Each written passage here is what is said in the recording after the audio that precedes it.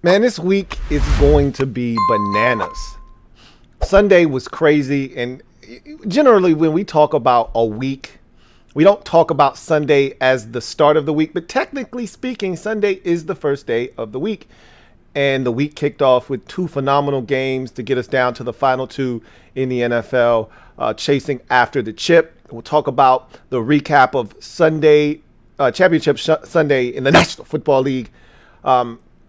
Some coaches have been hired.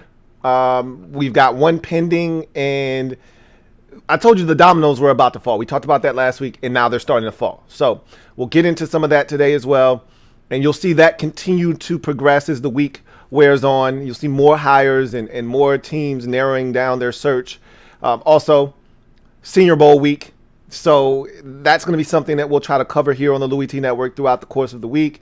Washington's revealing their new name, logo, colorways, all of that good jazz. The rebrand is on Wednesday. So this week is ridiculous. We'll cover it all here on the Louie T Network this week. But today, we're going to talk about a number of different topics and then some.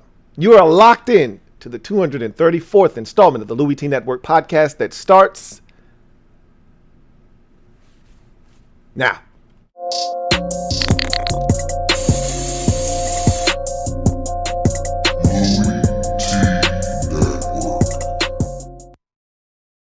The Louie T Network is powered by the Card Collector Series. Join me, your man, Louie T, on my journey back into the card collecting space with the Card Collector Series on YouTube. Link is in the description.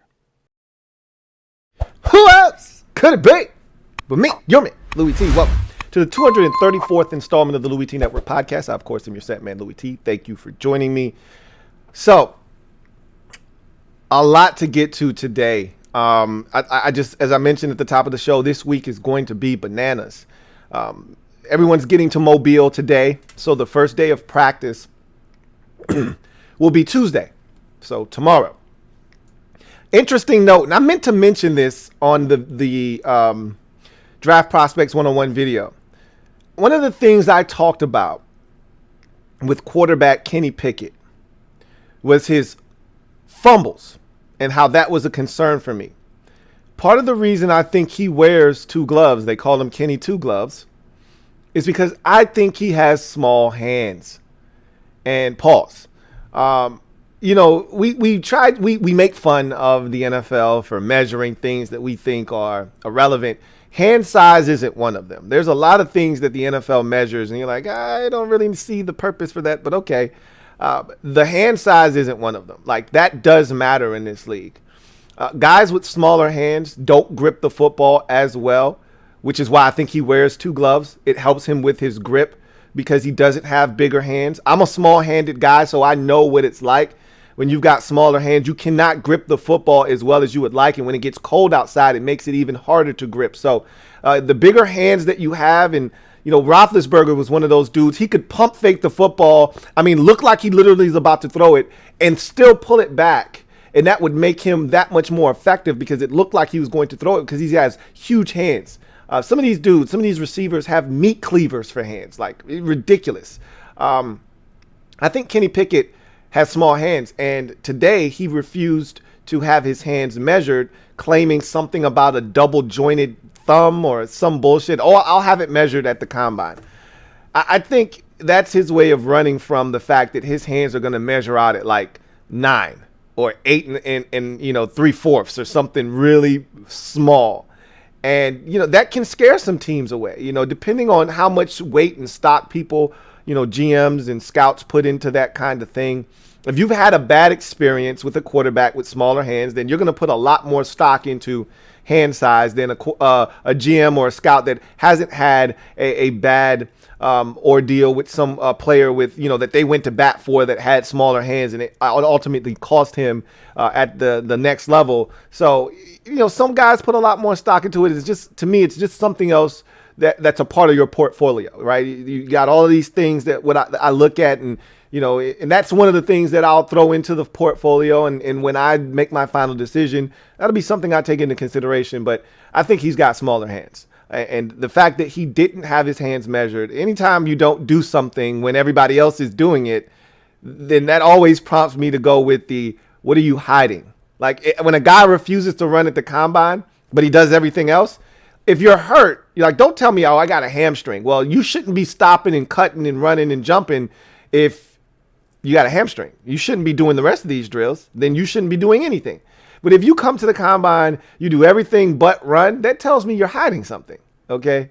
It tells me you're probably not going to run that fast and you don't want to look slow. So you're going to wait till you get to your pro day where they start shaving off 0.6 of a second, 0.06 of a second, and all of a sudden you look a hell of a lot faster than you were had you run at the Indy. So anyway, I digress. That's just a little caveat I wanted to throw out there. But, we'll be trying to cover the Senior Bowl this week and give you some tidbits as to what's going on there. So we'll try to keep tabs on that. But in any event, Sunday's games were phenomenal. We'll get to that a little bit later on in the show when we get to the weekend that was. But before we do that, you know what this is. You already know what this is.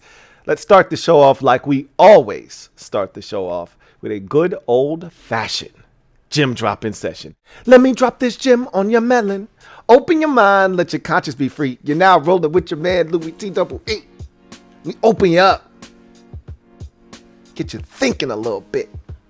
So, we've talked about the coaching carousel, and we've talked about the dominoes that were about to fall, and I talked about GMs being hired last week, and I said once these GMs start to be hired, then you're going to see the head coaching carousel stop, and teams start grabbing their coach before they all fill up, right? And so it's a mad dash to grab the guy that you covet. Dan Quinn, I'm pissed about this. As a Washington fan, I wanted him to leave Dallas because I think he's the best thing that's happened to the Cowboys in the last 5 years. And he decided that he wants to come back to Dallas and continue to coach that defense. Really, I think he looked at the jobs that were out there, and I don't think he loved any of them. I think he liked the opportunity, but what he realizes is that if Dallas's defense continues to play well, he'll get another opportunity. It's not going anywhere.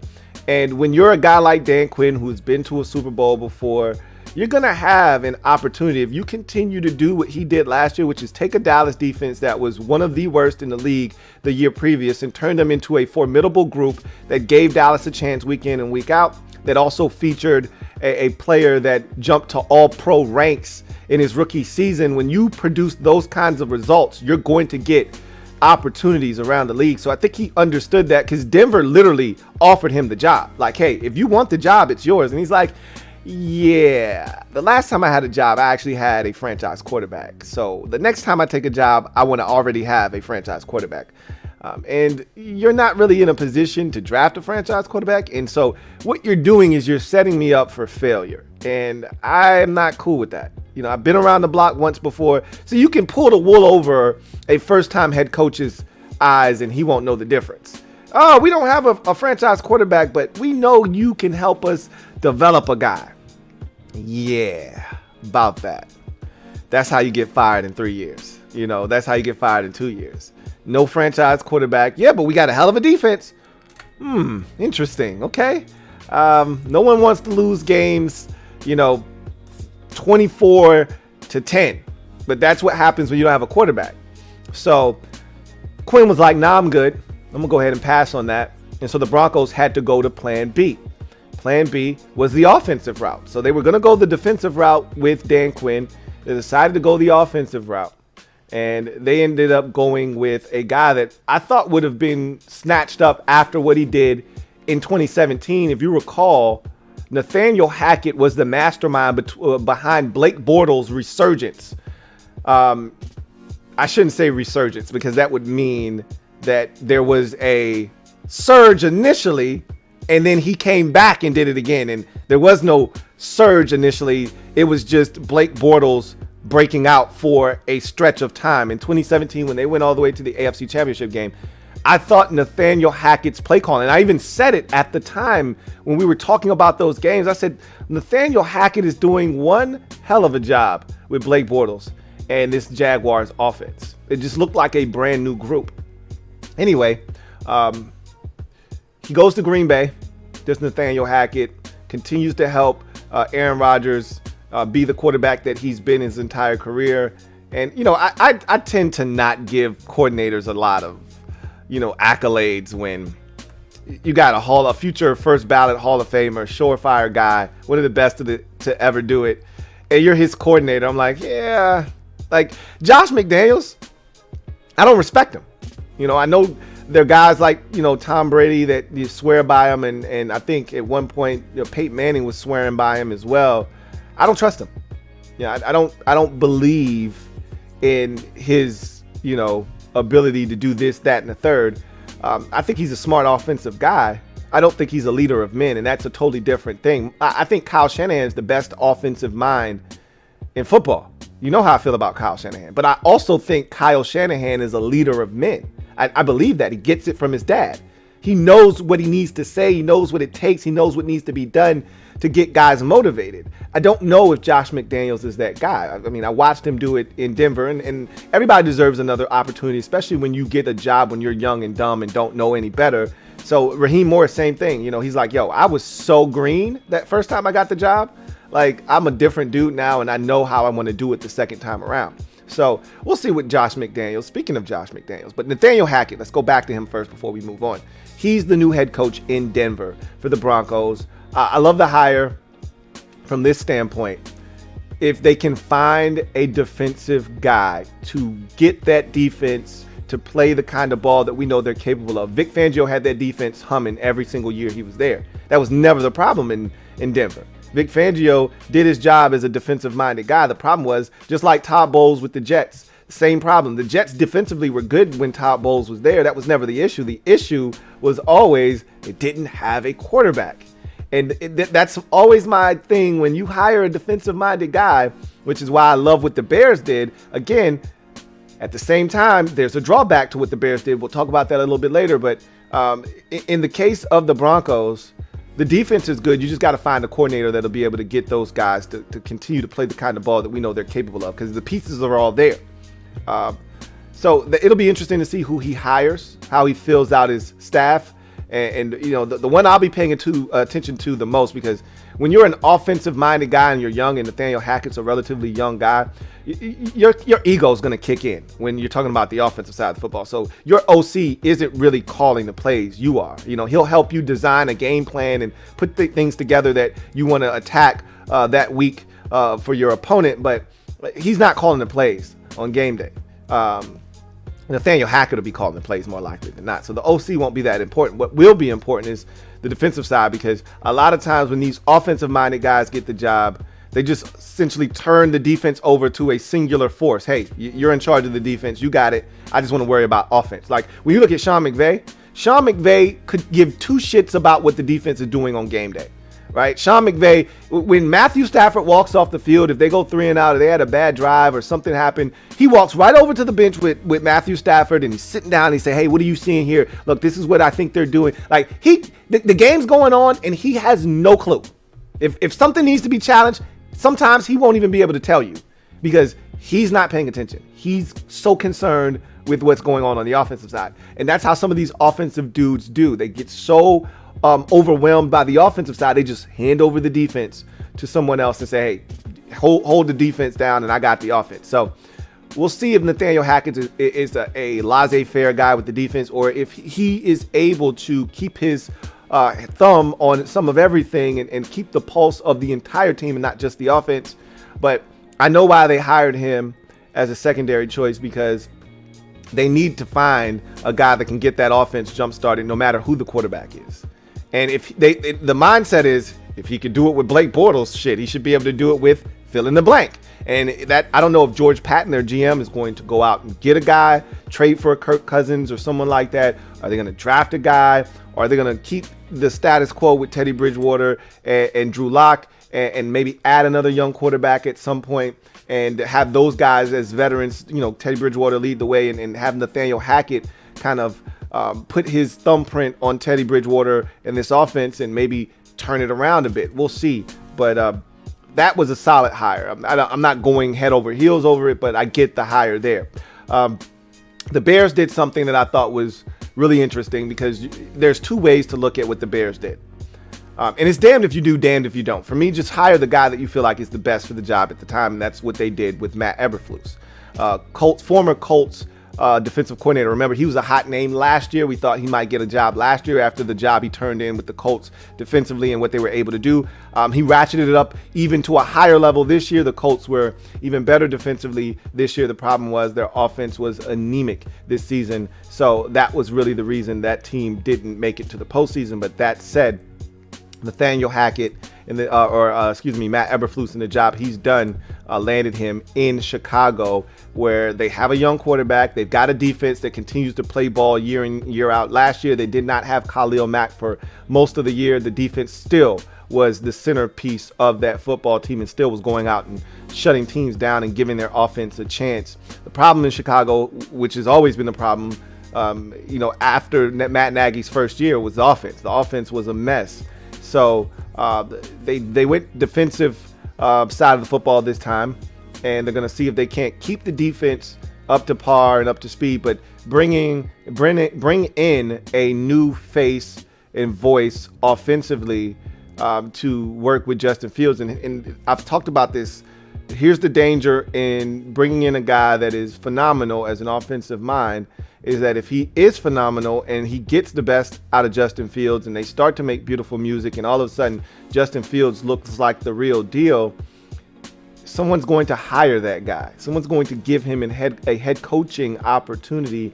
And then all that continuity that has been built, if there isn't another understudy there that's been learning under that offensive coordinator, or someone that is left behind that can continue and pick up that mantle where it was left off, then you've got to hit the reset button on the offense. New verbiage, new plays, new everything. And for a young quarterback, that is the absolute worst. So that's going to be the thing. But that's 2-3 years down the road. You just want to find a guy that can get the most out of Justin Fields. And so Matt Eberflus will have his hands full. We'll see what he decides to do. But that guy's a defensive, I don't want to call him a genius, because he's essentially running cover two in different variations of it. But that's what they do in Chicago. They just keep everything in front of them. And with with their ability to get to the quarterback, that could be a dangerous combo with what Matt Eberflus teaches defensively. So we'll see what happens with the Bears, but they've made their hire. And so now they've got a new GM and they've got a new head coach. Same can be said for the New York Giants. We talked about them hiring their new GM last week, Sean, and now they've added a head coach in Brian Daboll. And as a Washington fan, I'm not gonna lie to you, I hate the hire because this guy's excellent. He's a gifted offensive mind. I mean, to see what he did with Josh Allen and that offense. He was at Alabama at one time, and their offense is always humming. So what that shows me is he's got the ability to adapt and adjust to the parts that he is given, because Alabama's offense looks totally different than the offense he was running in Buffalo with the Bills, and what he was able to help Josh Allen transform into.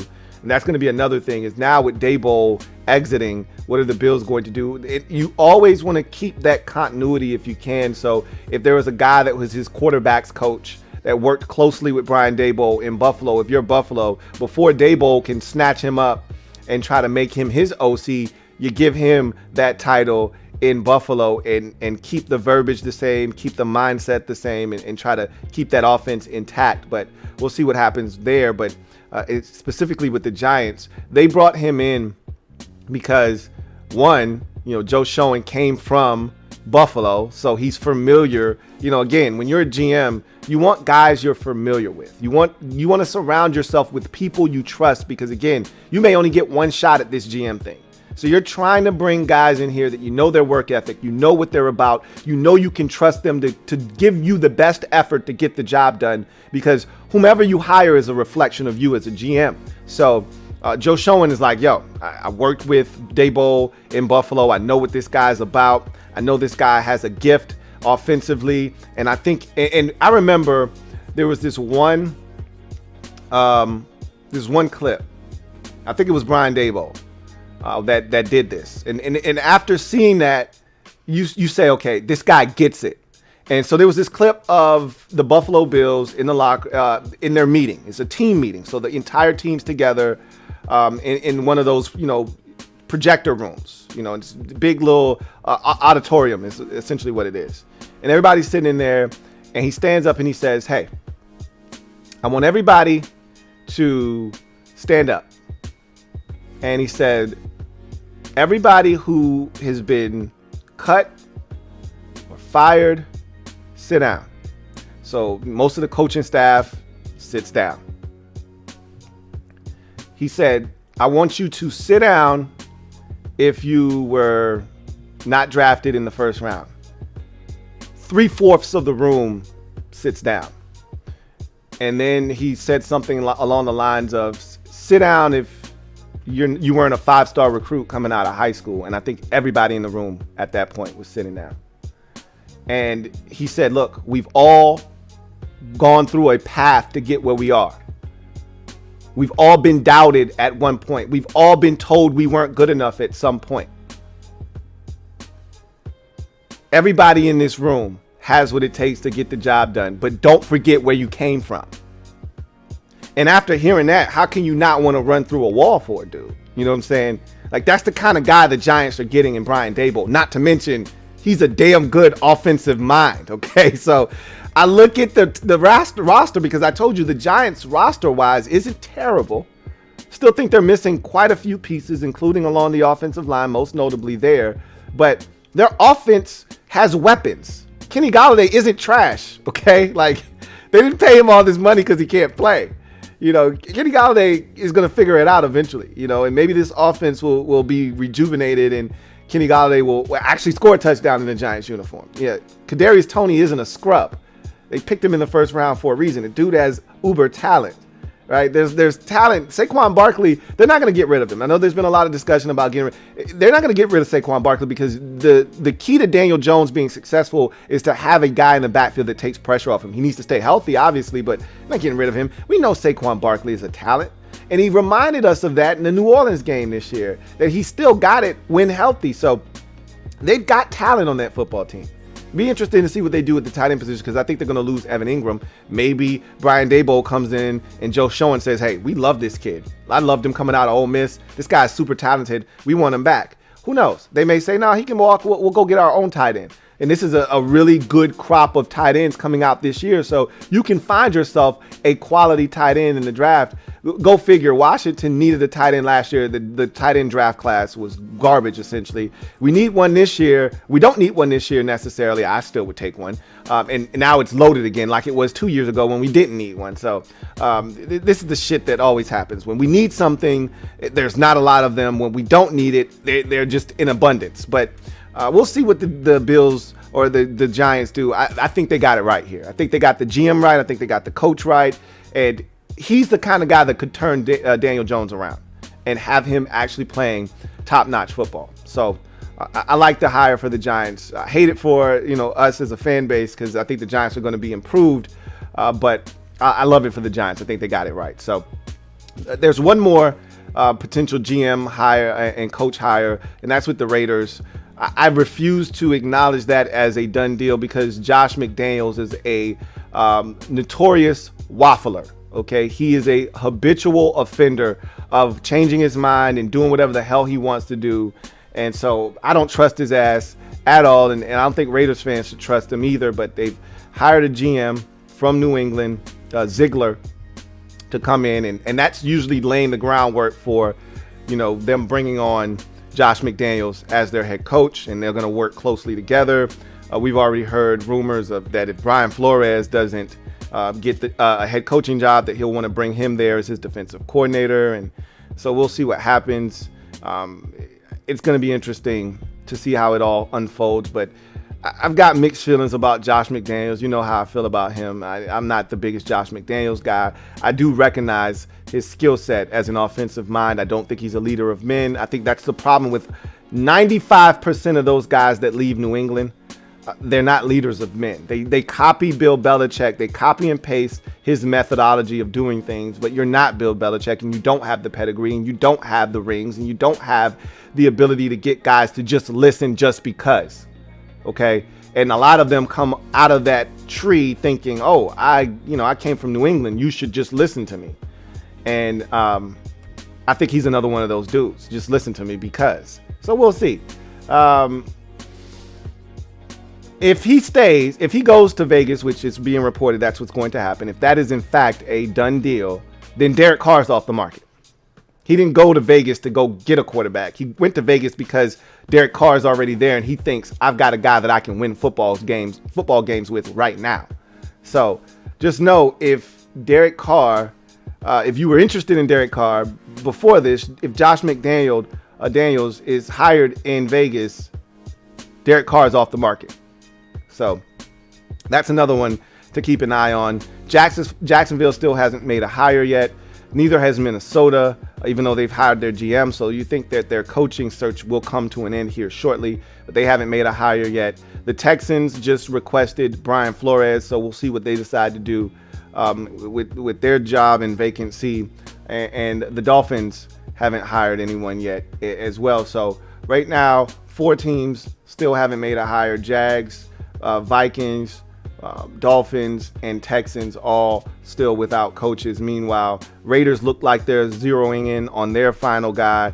Broncos have made a hire. Giants have made a hire. Bears have made a hire. So we'll continue to keep tabs on those situations. But as it stands right now, that's what the landscape looks like. No GM jobs are open. The Raiders have officially gotten their new GM Ziegler from New England. So all the GM vacancies have now been filled. There's one to keep an eye on in Jacksonville. I don't think they're going to do anything because if they were going to do something, I think they would have done it already. But remember, there were reports that a lot of people were interested in the Jacksonville job, but they weren't interested in working with GM Trent Baalke. So that really put the ball in the court of their owner, Sheed Khan, and it sounds like he's not doing a damn thing about it. Like, hey, I believe in Trent Baalke. So if you don't love Trent Baalke, if you don't want to work with him, then don't come take this job. This job isn't for you. So I think they had a number of candidates eliminated with that. But I think Byron Leftwich is really interested in coming back to Jacksonville, where it all started for him in his NFL career. So that's something to take a look at. And I don't care who they hire in Jacksonville as long as it's an offensive-minded guy. Someone that I think is innovative enough to take Trevor Lawrence to that next level because he's got a unique skill set. He can run, he can throw it. He can do a lot of the things that, today's new age quarterback should be able to do. He's big, he's tall, he's got a good arm. It's not the best arm, but it's a good enough arm. And he can make all the throws on the football field. He's athletic enough. He's not like this super crazy athlete, but he's athletic enough to put stress on the defense. So that's the kind of guy I want. I want like a Brian Daboll type. We saw what he did with Josh Allen. That's the kind of guy I want working with my quarterback if I'm Jacksonville. So you want to find a guy that is going to take advantage of all of the different attributes of a Trevor Lawrence. So we'll see if Byron Leftwich, because he's a pocket guy, he's more of a pocket passer. So I don't know if he's been working with Tom Brady, and before that he was working with Jameis Winston. Like, I don't know if he is in the mindset of a guy that is going to be creative enough to take Trevor Lawrence's skill set and say, hey, let's intermingle a little bit of RPO. Let's intermingle a little bit of read option here and use your legs. Keep that edge rusher honest on the backside. Even if we don't run Trevor but once or twice a game, the threat of that needs to be apparent so that the defense doesn't just come crashing down on the backside of our run plays, things of that nature. So anyway, I digress. That's where the coaching search is right now, and we'll see what happens with the remaining teams that have coaching vacancies as things start to heat up. So let's get to our next segment, and it's the weekend that was. So this Sunday was crazy. The 2 games were phenomenal. One overtime, and the other came down to a field goal as well. Both, total 6 total points is the margin of victory combined in the 2 games, 3 apiece. So the games were crazy. We'll start with the first game, the AFC Championship game. We've done this already, so I don't want to spend a whole heap of time here. But my mind is still totally blown by what occurred in that game, from 21-3 total domination in the first quarter and a half of that ball game. It looked like the Chiefs were going to run away and hide, to that game ultimately being tied at 24, going into overtime, and the Chiefs winning the toss, and everybody thinking, okay, Mahomes is going to do it again, get the toss, take him down the field, win the game. And I honestly thought, like, even with everything that had transpired, and I felt like the Bengals had all the momentum, even with the way everything transpired, when the Chiefs won the toss, I said to myself, he's going to christen Joe Burrow like Brady did him in his first AFC Championship game. They go to overtime. Mahomes did all of this to rally back. Remember the whole offsides thing with D Ford, and if he doesn't jump offside, they win the football game in regulation, but he jumps offside. It gives Brady a first down, and then they ultimately score the touchdown and tie the game up. It goes to overtime. Brady and company win the toss, and they receive and score a touchdown and win that football game 37-31. So epic game. And, Mahomes was denied his first trip to the Super Bowl, and I was thinking, that's exactly what he's going to do to Burrow. Like, hey, it was done to me. I don't make the rules. I just follow them. It was done to me, so now I'm going to do it to you.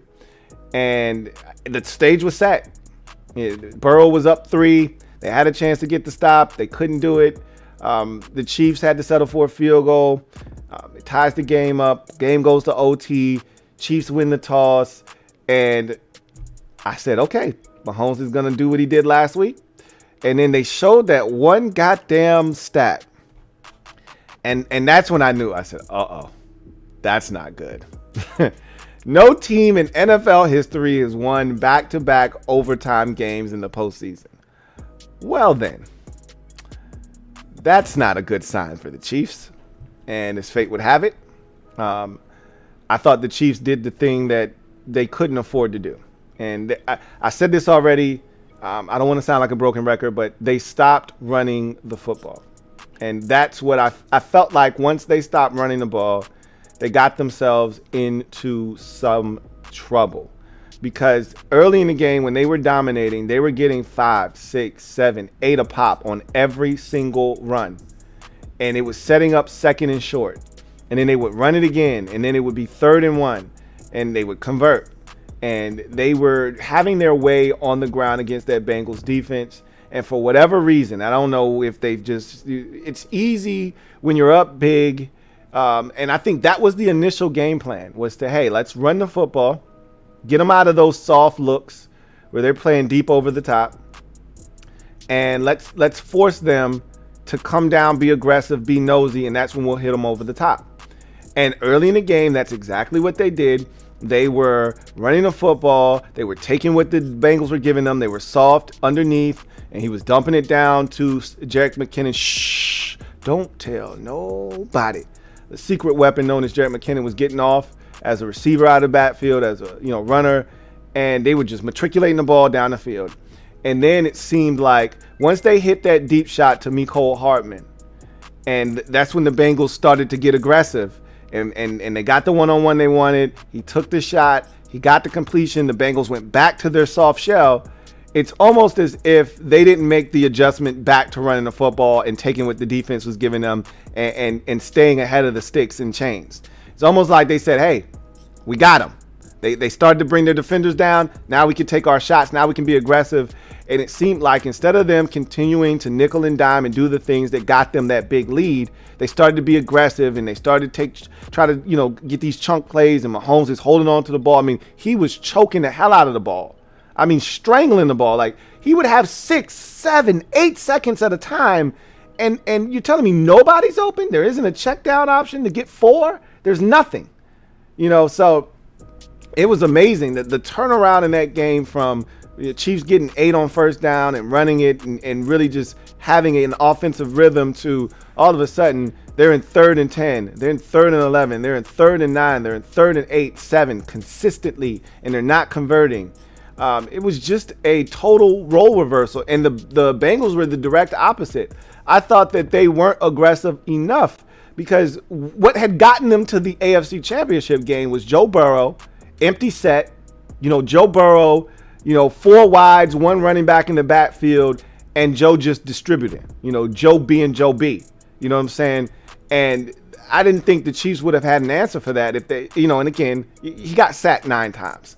So it changes the way you want to approach. And you look at Chris Jones and you look at Frank Clark and you look at Melvin Ingram was a one-man wrecking crew the week prior. So you look at all of those pieces in front of you and you say, you know what? Probably not in our best interest to spread them out and pretty much have Joe, go for what you know. Because if there's any, disruption at the line of scrimmage and Joe has to hold it, he got sacked 9 times last week. He'll get devoured this week.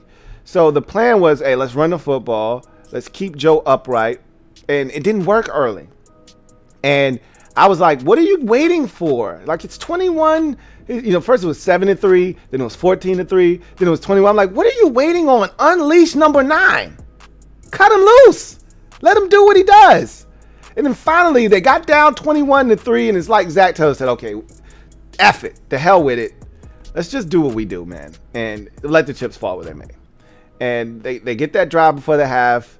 Samaje Perine catches it underneath, and then I don't know where the hell. It's like he turned the clock back to Oklahoma or some shit, because I haven't seen that Samaje Perine in forever. So he just takes off. They can't catch him. I said, it's Samaje Perine. Somebody grab his ass. They couldn't catch him. Touchdown. And so I'm like, okay, that's cool. But it's still like 2 minutes and some change left for Patrick Mahomes and company. They're going to score a touchdown because they haven't stopped him yet. And, yep, they went right down the field, got the pass interference in the end zone. They're at the 1-yard line with 9 seconds left, no timeouts. And I'm like, they're going to score a touchdown here. Worst case scenario, they're going to get a field goal. And they ran. And for the Chiefs, they're so innovative. They do so many creative things. And they were so vanilla down there. They went with the standard waggle out to the left pick play. And the Bengals, like, we saw this shit 15 times on film with y'all. You got to come better than that.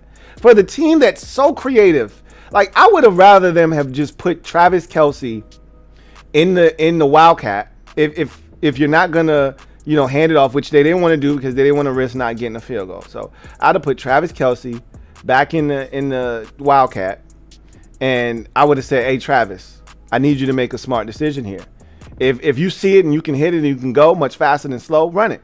If not, we're going to do your fake run, jump pass to somebody in the end zone. We just run a slant behind there and see if you can't get it to somebody. You're like, get creative in that situation, because obviously they know that Mahomes has to throw it. They don't expect a run, so you got to get creative.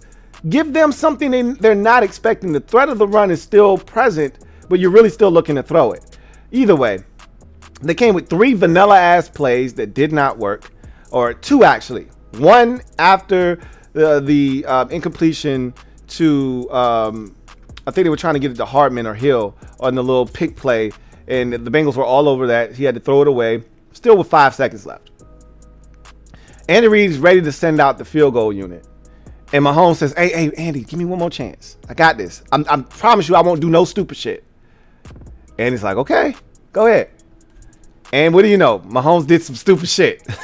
And Travis, again, some old vanilla ass shit. Tyreek Hill comes across the formation in motion. He's looking down the field to see if somebody's open. Nobody's open, so he gets it to Hill, who's like 3 yards behind the line of scrimmage. Where's the psychological sense in that? A, you don't have any timeouts. B, he's in the field to play. What are you doing?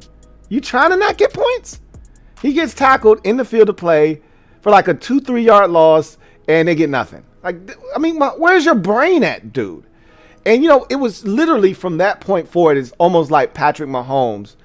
It's like somebody snatched his body and replaced him with like Mitchell Trubisky or some shit. Like, the shit he was doing in the second half was so uncommon. It was like the Patrick Mahomes we saw when they were struggling and when they were turning it over and they were getting their asses kicked every other week, when the Titans did them in and the Bills did them in and they were getting their ass run out of buildings. And he wasn't being patient and he was trying to force it and he was holding on to the ball too long and he was taking sacks and he was throwing picks. He looked like that guy in the second half. And I thought Andy Reid did a poor job of settling him back down by running the football, which worked so effectively in the first half. You go look at their, sheets of their possessions, and it's a bunch of 3 and outs, it's a bunch of 5 and outs, and a lot of times the possession starts off with an incomplete pass or a short throw into the flats. They didn't run the football in the second half enough. And so I for the life of me, I don't understand it. But credit the Bengals, man. Credit the Bengals for waking up at halftime, for coming out and doing what had gotten them to that point, which was let Joe Burrow work. Let him cook. Let Joe Burrow cook. I said it yesterday. I'll say it again. Get a man a full plate. Let him eat. He's fully capable. Give him a napkin. Give him a fork. Give him a knife and let the man go to work. And that's what he did in the second half. And he shredded him in the second half. He started out ice cold. He was like 0-5 to start out the game. In the second half, he was unconscious, okay? And he lost his tight end, and it didn't matter. He started to pick it up. T. Higgins was getting involved. How many times did he break contain? How many times did he elude a sack? Oh, they got him. Chris Jones has got him. No, he don't got him. Okay, Chris Jones going to get him on a rebound, though. Dive at his legs. Nope, Joe got away. How many times did he break, contain, find Jamar Chase wide open? Run for the first down. He broke their back on several third downs in that football game. And he continued to spread the football around to his receivers. But T. Higgins was huge. So was Jamar Chase. Guys stepped up, made plays for the Bengals, and they just chipped away. Yep, we should have got a touchdown. We had to settle for a field goal. Yep, we should have got another touchdown. We had to settle for another field goal. But they never got discouraged. At 21-13, you could have felt like, damn, that's a missed opportunity. We got to settle for a field goal. Nope. Got to stop. They got the interception, as a matter of fact. Got the football back. Got the touchdown. Then the 2-point conversion to tie the game at 21. And then you could have put the nail in the coffin with the touchdown at the end. No, had to settle for a field goal. And I think they were comfortable with that field goal because they got really conservative, I felt like, once they got into McPherson field goal range. He was huge. Shooter McPherson continues to be a revelation for them. And that to me is why you draft a kicker. And every situation isn't the same. He's not the first guy to be drafted as a kicker, but this is why you do your homework and you select a kicker in the draft. Because we know what these retreads are all about. That's the thing that drives me nuts with a lot of these teams. There's some young retreads out there that just need a home. For instance, Washington just signed Joey Sly, and he's got a big leg, and he's bounced around from team to team. But I think he's got a really good leg, and I think he's got the ability to find a home and be someone's kicker for the next 12 years. I'm hoping it's in Washington. But I don't want Randy Bullock on my team. Okay, like he's a retread for a reason, and he's been in the league forever. I don't want Steven Gostkowski on my team. All right, his career was glorious and illustrious early on. He is what he is now. Like I don't want those guys kicking for me anymore. And the league has an issue with letting kickers go and finding new blood and injecting it into the league. They just rather go do the lazy thing and find the guy that's a 9-year veteran kicker who's bounced around from team to team and give him an opportunity. I'm all for the young fellas. Let me go get me a strong leg kicker from college football and see if this guy can't get it done. And Alex McPherson is exactly that. And he has been everything for the Bengals. Everything for them. They're not in the Super Bowl without him, clearly. So, guys, 11 for 11 now in the postseason? Set a new postseason record for most kicks made in a rookie season. And he hasn't missed a kick. So, he's been fantastic. They get it done in overtime. And then the icing on the cake was they got the run game going in overtime. They had the Chiefs' heart once they got to overtime and they got the interception. Big play by Jesse Bates III, and then Von Bell picking it off. And I thought that was huge. Even though Mahomes thought it was 3rd and 10, I'm going to just take a shot to Tyreek Hill, see if something happens. I don't blame Mahomes for doing that. It was 3rd and 10. Either you complete this, get the first down, or you got to punt. And if they pick it off, it's a punt. He didn't think it was going to get picked off, though. And again, that's credit to Jesse Bates. I mean, that is pitcher-esque technique. Pitcher perfect. Can't do it any better. And the reason you don't want that getting picked off is because Von Bell picked it off at about the 35 and then returned it about 10 yards to their own 45. But shit, you're almost at midfield. You're literally 20 yards away from Shooter McPherson field goal range at this point. The he's not missing, and he's hitting from 54. Like, you don't need much at that point. So that's why you'd rather have a punt there, have the guy fielded at his own 32, and make a tackle at the 35, and now they got to go a little bit further. But big play there, and then Joe Mixon started getting down and dirty, and they started going to work. First, he found Higgins on another slant. They just had no answer for T. Higgins. And then, Joe Mixon started going to work and made it a chip shot field goal. So it's just an all-around team win for the Bengals, man. I don't know. I still am just floored at how they were able to come back down 18 and not just come back, dominate. They dominated this game. This felt like, if you're a Chiefs fan, it was like deja vu when you were up 18 against the Titans. I want to say it was 18. It might not have been 18. When you were up, I think it was 21-3. It might have been like 20-3 or something like that. But Marcus Mariota led the Titans back against the Chiefs. That was the Alex Smith led Kansas City Chiefs in the wild card game. And the Titans went on the road and beat them after trailing big early in that game.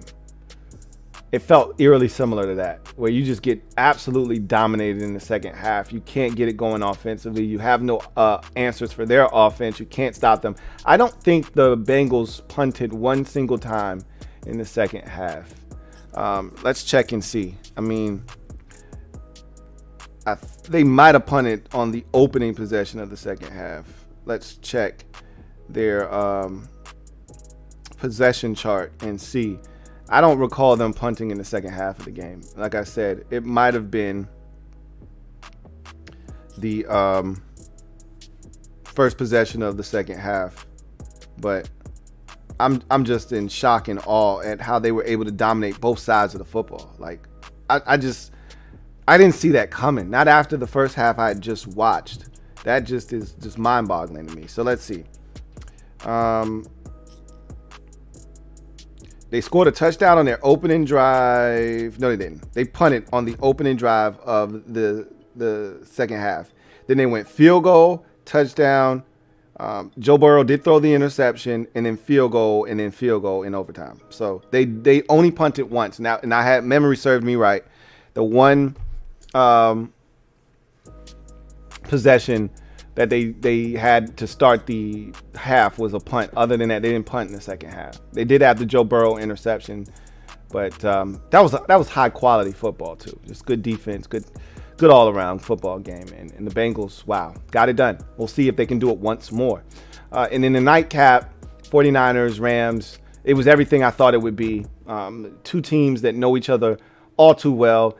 NFC West family business. If these two teams say they ain't did it, then they ain't did it. But if they did, well, that's family business of the highest order. When you're playing your family member in the championship game for all the marbles, for the right to call yourself NFC conference champions, when that's what you're doing, that's some big time high stakes family business. And doesn't get any bigger than that. So the trilogy of Rams and 49ers, it was 1-1. Who was going to break the tie, the all-important tie to get to the Super Bowl? And I thought it would be the Rams. 49ers come in riding a 6-game win streak, a heater against this Rams team and Sean McVay and company. And they had all the momentum. They went to Dallas and won. They went to Green Bay and won. And they thinking, well, shit, this is a damn near home game for us. We got it made. We know we can beat these boys. And they came out. And when Stafford threw that first pick in the end zone, I said, oh, my God. They're falling into the same trap Green Bay fell into, which is you're letting the 49ers hang around and gain confidence. If you want to stomp out a team that relies heavily on their defense like the 49ers do, the best way to rattle their cage is to jump them early. You get up 14-0, you get up 17-0, 17-3 on them, they start to panic because they already know they're not scoring a bunch of points. That's not their recipe for success. If this thing gets into the mid to high 20s, they know they can't win because that's not how their offense is set up. You look at every game that they've won this postseason. They beat Dallas 23-17. They beat the Packers 13-10, and they lost 20-17. Like, that's their MO. That's who they are. That's their identity. Is they're looking to muddy up the football game, make it nasty, yucky, and low scoring. And that's what you do when you play the kind of defense that they do. You make the game sloppy and nasty and not aesthetically pleasing, but it's right in your wheelhouse and it gives you a chance to win the football game. And when Stafford threw that pick on the opening possession, I said, oh my God, they're falling into the trap, because you get to the end of the first quarter, it's 0-0. And the Rams are dominating time of possession. The Rams have 2, maybe even 3 times as many yards as the 49ers, who have done nothing to this point offensively.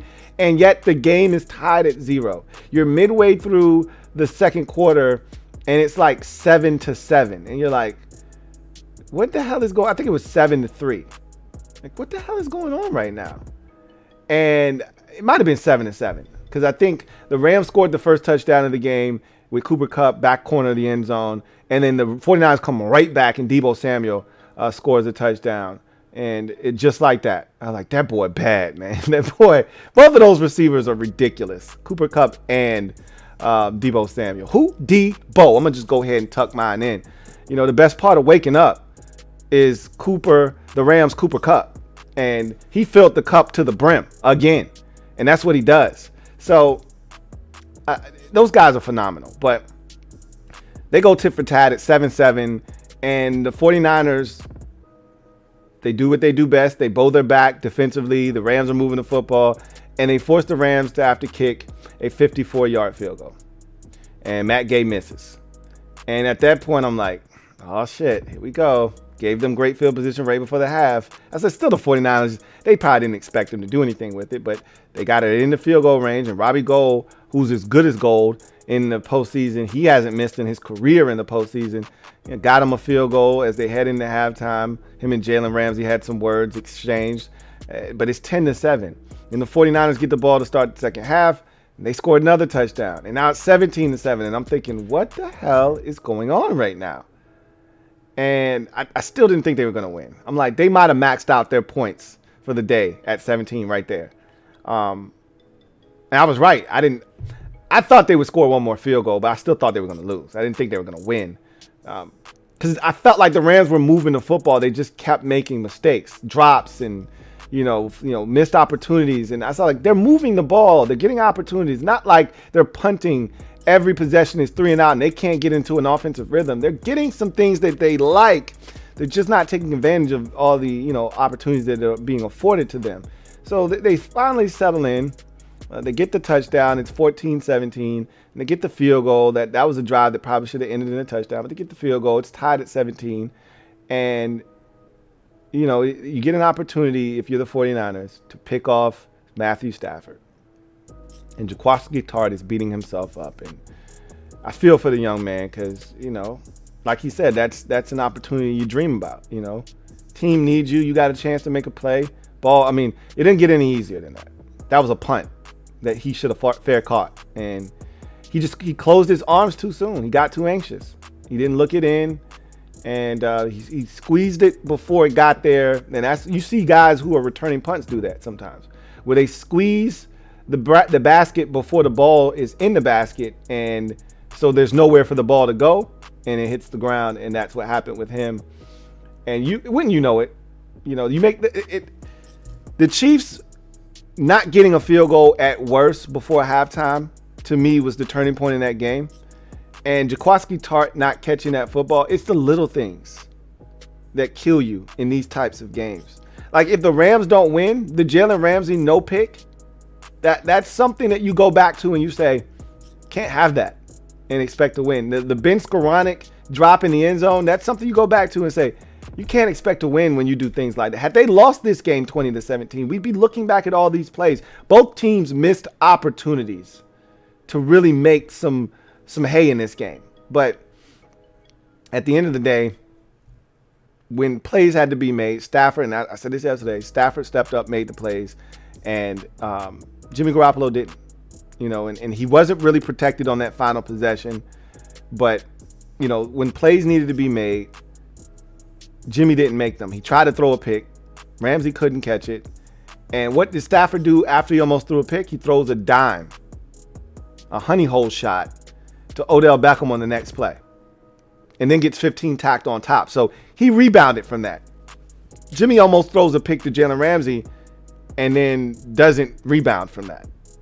He only gets worse, progressively worse from that point forward. So, that's essentially how the Rams found a way to punch their ticket to, L.A. Like, they don't have to leave home. They're home, literally. And I felt so bad for Deebo Samuel after the game. He was crying, visibly, crying on the sidelines. Odell Beckham Jr. came over. Shame on you if you step to the old dirty Beckham. Went over to console him, say, look, bro, you the man, but it's our time, bro. It's our year. Our year. He was walking to the locker room. He broke down again. Like, he wanted it bad, and he did everything he could. There's not much more. He left it all out there. This was the second week in a row. He got injured during the course of the game and, still came back and fought for his team. I'm going to say this about the 49ers. I'll say this about the Chiefs because I always like to have my ode to the losers, because you get this far and it's so easy to just be dismissed because nobody cares about, second place. Nobody cares about the runner-up. I could sit here and fire off to you who won the last 5 Super Bowls, and you could tell me like that, bam, bam, bam. But I ask you who lost those Super Bowls. It might take you a little while. If you're an avid fan like myself, then if you can think of the team that won, you can think of the team they beat. But I ask you, 10, 15 years ago, who was the runner-up in that Super Bowl? No, who didn't win it? Who was the runner-up? You got to dig through the archives a bit because nobody remembers second place. That's just the first loser. So it's tough when you lose these types of games and with this wide open playoff, season where everybody had a chance almost. Niners fan yesterday said, it's a missed opportunity. It's a failed season because we could have won the Super Bowl. He was right in the sense that they could have won the Super Bowl. I don't think it's a failed season. I think what they've done is they've laid the groundwork, sort of like what the Chiefs did with Alex Smith transitioning to Patrick Mahomes. And Mahomes, the groundwork was laid because the Chiefs were good. And the pieces, the foundational pieces were there. They had already discovered Tyreek Hill. They had discovered Travis Kelce. At that time, they had Kareem Hunt. And they had Damian Williams. And they had this expansive offense. And then they added Samuel Watkins. And you could see that they had all the foundational pieces there to win a Super Bowl. And now they just needed to put Mahomes in there, and he needed to pick up where Alex Smith left off and then exceed that, and he did. I think what the 49ers have effectively done is they've planted the seed now. They've shown that George Kittle, and we already knew this, but they've shown that George Kittle is a weapon. They've shown now that Deebo Samuel is a weapon. They've shown that Brandon Ayuk is, in fact, what we thought he was when they drafted him in the first round out of Arizona State. Still think they overdrafted him, but that's nor here nor there. He's starting to play to his full potential. They see that they have a third option at the receiver position in Juwan Jennings. They see now that they have weapons. They got the young kid, Elijah Mitchell, in the backfield, and they're going to continue to add to that. They see that they have all of these things offensively. Now they need a quarterback to step in and take it to that next level. That's why they have Trey Lance. And if he can step in and do Patrick Mahomes-like things, and I think he's got a skill set that allows him not necessarily to be a Patrick Mahomes because he's a one-of-a-kind type of guy, but I think he can step in there and run that offense to a T and then take it to that next level with his legs, something that they lacked at the quarterback position with Jimmy G. I think that the 49ers now have the makings of a Super Bowl type of team, a team that can get back there again year after year with their defense playing and D'Amico Ryans more likely being there still to captain that defense. I think they're going to really be in a position to have a chance moving forward. And they've laid the groundwork for that. If you're the Chiefs, look, shit happens. I think this was a learning experience for the Chiefs. It's crazy to say that because this is the team that represented the AFC in the Super Bowl the last 2 years, AFC Championship game the last 4 years. But I think they learned a lot about themselves this year. They were tested several times. They're more battle tested now than they were before. They learned how to be patient this year. And I think it was a lesson that was still being learned because I don't think they were patient enough in the championship game that they just lost. I thought they lost their patience. They were patient in the first half, and then they lost their patience in the second half, and that led to their demise and ultimately losing that game. So I think it's an ongoing process for them, but I think they learned some valuable lessons in 2021. The most valuable being that if teams want to play us with two deep safeties and they want us to take the underneath stuff, we got to take the underneath stuff and we got to work the underneath and force them out of that. And if they don't come out of it, we'll just nickel and dime their asses down the field. And so I think that was something that was a hard-earned lesson during the year. That's where we saw the struggles and some of those ass whoopings that they took. But at the end of the day, I think they are a better team because of the experiences that they had this year. They've learned that we got a legitimate offensive line. Like, we got some dogs up front between Trey Smith, who they got in the 6th round out of Tennessee, and Creed Humphrey, who they got in the 2nd round out of Oklahoma. And then, you added Orlando Brown at tackle, and then you added Joe Thuney via free agency. And now all of a sudden that offensive line looks legitimate. You've got everything you need. Now it's just a matter. I think they really need one more receiver offensively. Like, I felt like they missed Samuel Watkins this year. To me, he was always the X factor. He was never healthy in that final year of his contract in Kansas City. But that Super Bowl year, when they started trying to load up on Hill and take away Kelsey, the guy that was the X factor in that Super Bowl, you go back and you watch, it was Samuel Watkins. I think he had 4 or 5 catches for 100 and some odd yards in that game. You can't take away everybody when you got that. That's what they were hoping that Josh Gordon would be, but they realized, and I told him when they signed him, his best football long gone. Okay, he's not that guy anymore. So they had some guys try to step up. Pringle tried to step up. Hartman was actually superb in the championship game, but the consistency is what they lack. They need that guy that they know they can count on week in, week out, opposite of Hill. But I think they feel really good about where they are, and missed opportunity to win the Super Bowl, but they'll be back. They're not going away. That's for sure. So anyway, I digress. That's the weekend that was. What a weekend it was. So then there were 2. Rams will be hosting the Super Bowl in their home stadium against the young upstart Cincinnati Bengals. Who they think they're going to beat them Bengals? Right now, nobody. We'll see if they can keep the magic going. Usually, these fairy tale stories don't have the fairy tale ending, generally speaking. The only time I can remember one of these fairy tales having a fairy tale ending was the Rams, the greatest show on turf, that first year that they won the Super Bowl in '99. That's the only year that I remember one of these fairy tale seasons ending with them winning the whole thing. There was that Arizona Cardinals fairy tale season with Kurt Warner, and they lost a heartbreaker to the Steelers, one of the best finishes we've ever seen in Super Bowl history. The San Antonio Holmes drag toe catch back in the end zone. That was one of those fairy tale type seasons that didn't end the way that they hoped. I'm trying to think of a few more seasons that kind of just came out of nowhere. You didn't see it coming, and they got it done. I guess the Eagles were one, but I mean they were so dominant in that season. It's hard to, but so were the greatest show on turf. So maybe the Eagles were a fairy tale themselves. I mean, Nicholas Foles, really? Yeah, they got to be a fairy tale. We'll see. Maybe the Bengals can do it. You know, the difference between those two teams is that theirs wasn't sustainable. Like the Rams, the Cardinals, Kurt Warner was in his twilight, playing at a high level, granted, but he was in the twilight of his career. Like, he didn't have 7 years left in his career. You know, and Nicholas Foles, while he won the Super Bowl, you're like, hey, he's Nicholas Foles. Like, it's only so much he can do at the quarterback position. That wasn't sustainable. And you had Carson Wentz coming back.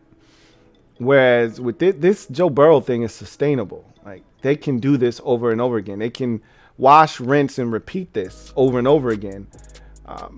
The question is, can they I don't anticipate the AFC being as wide open next year. Like, this was a one-off. You know, Burrow, I think, in his group, they could easily be Baker Mayfield and the Browns from last year, where you're like, oh man, the Browns are going to be around. They got a young quarterback. They got a stud running back. They got an offensive line to die for. They're going to be around. And then they weren't. That could be the Bengals next year, but the difference is Baker Mayfield isn't Joe Burrow, and Joe Burrow isn't Baker Mayfield. So, like, these guys are probably going to be around. But you know who else is entering the tournament next year? And Justin Herbert. He's going to be around, and he's going to have something to say about how this thing goes. You know, Josh Allen isn't going away, and the Bills Mafia isn't going away. And Mahomes, you damn sure know he's not going to just fold the tent up. So shit's going to get real in the AFC next year. And so you got to take advantage of this opportunity if you're the Bengals. But, wow, what a season. I remember when this thing started off and they were winning games, I was like, whatever. And they beat the shit out of the Ravens one week in Baltimore, as a matter of fact. And I'm watching that game. I was like, shit, this Bengals team, man, there's something else. Too bad they're not going to the playoffs, though. And they had a little stretch there where they lost to the Jets, and you say, okay, yeah, this is the shit that I'm expecting from them. And then the rest of that division just crumbled. Lamar Jackson gets injured. All the COVID shit, they start crumbling. We know the Steelers can't score to save their life. And the Browns can't get their footing underneath them. And all of a sudden, you're like, hey, they're the best of that division. Wow. You know, then when they beat Kansas City week 17, I'm like, they're not bullshitting around. They're serious. Knew they were going to beat the Raiders. Knew they were going to beat the Titans. Did not think they were going to beat the Chiefs. It's a crazy season. But anyway, I digress. Let's get to garbage time. So, the next time I see you guys, Washington will have a brand new nickname. They'll have new logo. They'll have a brand new colorway, and it'll be the start of something new. And then as soon as I say that, the very next day they'll be having a hearing with some of the ex-employees that were harassed about the toxic workplace environment the very next day after the new name. So just cold splash of water on the face of anyone wanting to be really excited. Wake your ass up. You might have changed the name and you might have a different logo and a new look. It's still the Daniel Snyder owned Washington whatever. Wake your ass up. We got to win tomorrow. So wake your ass up. We got a hearing tomorrow. So we'll see, but all that is irrelevant right now. What is relevant is the fact that this team, will have a new name and a new identity and a new look, and we'll see what comes of it. If there's any goodwill that comes of this new name, this new look, we will be live here on the Louie T Network for Rebrand and Breakfast, 7:00 a.m. sharp, and we will react. And there are going to be so many emotions from a lot of you out there. You already know how I feel. I don't really give a shit. And I'm hearing, like, I don't know if you guys saw the Joe Theismann thing. I'll save that for Wednesday. I don't need to talk about it right now. But my girl Condo P sent me something on socials. And at the end of the day, we think we know what the name is. I think they've done a pretty poor job of keeping things under wrap. They bungled this like they bungled everything. And if it's not Commanders, then they got me, and I'm proud of them for pulling the wool over everyone's eyes and having the sleight of hand trick and actually executing it correctly. Because the sleight of hand is, hey, look over here. Don't worry about what we're doing over here. Look over here. And if, in fact, the name is Commanders, then they bungled this whole thing, which is what I've come accustomed to this organization doing. not getting anything right, not being able to keep a secret, not being able to execute the little. This is what's wrong with this organization, and I've talked about this. It's the small granular details that they don't pay attention to. We're going to host Sean Taylor Day, and we're going to have his family come. Oh, well, send out a press release 3 days before. It's the small granular details that they think big picture. They never take care of the small details. Hey, we're going to retire London Fletcher and put him in the Ring of Fame. But we forgot the T in his name, and his name is now London Flector. Like, these are the things they do. They don't dot their I's, they don't cross their T's. And if this is Commanders and you sent footage of the Making the Brand video without it being blurred out to a local Richmond TV station, and we clearly see what's on your lap, and that turns out to be the logo and the name, God help us all as Washington fans. God help us all. Anyway, should be good times. I'll be excited for the rebrand. And look, this is the thing I've said since we knew we were getting a new name. You're not going to be able to please everybody. There are people that are going to vehemently disagree with this name. They never wanted it to change in the first place. So you're going to get that crowd that they don't care what the name is. It's not going to be Redskins, and that's all they care about. Then you're going to get another crowd that wanted Red Wolves. So anything else other than Red, and they're still holding out hope that it's not Red Wolves, okay? They're still holding out hope, and when their dreams are crushed, and it's Commanders, or it's Red this, or Red Tails, or Red Hogs, or whatever, then they're going to be frustrated and upset. Then you got another crowd that they just don't like the Commanders. They don't think it's a cool name. And then you're going to have another crowd that's like, hey, I'm cool with it. But either way, you're going to have a crowd that's like me, that's indifferent, like whatever, just win. At the end of the day, that is the antidote to all of this. Yeah, we want the jerseys to be dope. Yep, we want the name to be cool. Yeah, we want the colorways to be awesome. We want to have a black alternate uniform that's dope to look at and kind of spice things up a little bit. Yeah, we want all of that. We want the logo to be something that's dope on a hat that you can rock and say, yo, this shit is fire. Yeah, we want all of that. Did you know what we want more than any of that? We want more than anything else. And all the people that can't stand the name, all the people that never wanted to change from Washington, all the people that wanted it to be Red Wolves, that can't stand whatever the new name's going to be and are going to push back because you're going to get that. You know what's going to change all of that? Winning. Win and win big. You want all of that noise to cease. You want people to get on board. You want to sell merch. You want to sell season tickets to the garbage stadium known as FedEx Field. You want to erase all of the things in the past that have doomed this franchise. You want to start anew, as Ron Rivera keeps begging and pleading for. I want to start. I don't want to look backwards. Impossible, Ron. Impossible unless you win and win big. You do that and people will cheer Commanders. They'll cheer whatever the hell the name of this team is. They'll sing whatever the fight song is. They'll do whatever it is you're looking for them to do. Whatever you're hoping for, best case scenario, you'll get it. And then some. If you just win. That should be the goal. This is cool. And, 2/2/22, Groundhog's Day, all of that good stuff. This is all fun, fine and dandy. Win. And all of this shit is then worthwhile. So that's going to do it for me, your man Louie T, here on the 234th installment of the Louie T Network podcast. If you are out there and you haven't done so already, please do me a huge favor and hit the subscribe button for more great content. Turn on your notification bell so you don't miss a thing. And also make sure that you hit the like button, as that helps this channel grow exponentially. It says that we got a new member in the house, but I don't see you. But to whomever out there is a new member, I can't see you on my monitor. But if you're out there, I appreciate you. Welcome aboard to the MOBB. And you won't be sorry.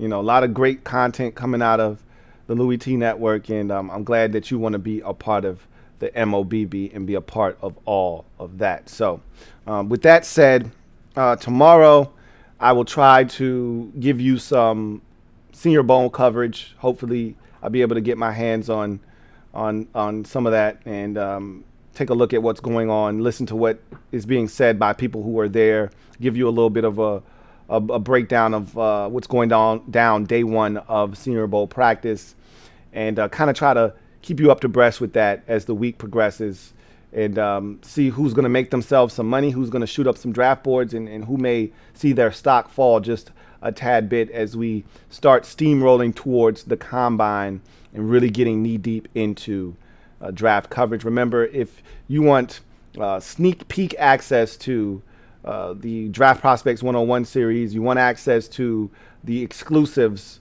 on the Louie T Network, you either need to be a member of Patreon or a Mob Squad member to get all of those things. So keep that in mind as we start really pushing this content out. You should get at least one, if not two quarterbacks from me this week. The next quarterback you'll get from me is Malik Willis. That a lot has been said about him. I can tell you this already. I didn't know a lot about Malik Willis going into this process. I'm already turned away by his size. He's a tiny guy, okay? But again, that's pretty much the entire crop of quarterbacks this year. They're not big guys. The biggest you might get is Carson. I think Zap is a pretty big dude, but I don't think he's an athlete. And then Kenny Pickett's not small. He's 6'3". He's a legitimate 6'3". So I'll take that all day long. But it's a bunch of 6'1" dudes in here too. 6'1", 6'2" dudes. 6'2" not bad. I think that to me is the baseline height. Anything lower than 6'2", and I'm like, ugh. I mean, we've seen small quarterbacks get it done in this league, so it's not a deterrent. But you're like, God. Matt Corral is a smaller guy, and Malik Willis looks like he's a smaller guy as well. So Sam Howell isn't that big of a dude. He might be 6'2". I'm thinking he's more of a 6'1" type of quarterback. So this draft class is a much smaller group of quarterbacks. You're looking for the 6'4", 6'5", 6'6" stud, but I don't think that guy exists. So we'll see what happens. Anyway, I digress. You guys enjoy the rest of your evening, and I will see you guys tomorrow for